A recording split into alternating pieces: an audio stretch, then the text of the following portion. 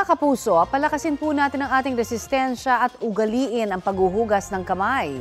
Isa pong lalaki ang namatay sa Miagao, Iloilo dahil sa hinihinalang meningococcemia. July 30 raw nakitaan ng sintomas ang 58 anyos na lalaki. Kabilang ang rashes, lagnat at pananakit ng katawan. Nitong Sabado nang dalhin siya sa isang klinika.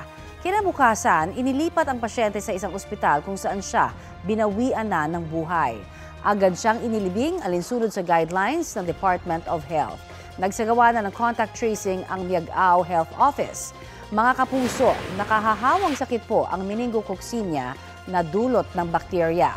Naipapasa po ito sa pamamagitan ng direct contact, pag-ubo, pagbahing o paghalik, pati na ang paggamit sa mga bagay na ginamit rin ng pasyente. Bukod sa rashes, lagnat at body pain, kabilang din po sa mga sintomas ng meningococcemia ang sore throat, stiff neck, ubo, pagsusuka, kumbulsyon at pagdedeliryo. Sa datos ng Department of Health noong nakaraang taon, 72 ang naitalang kaso ng meningococcemia.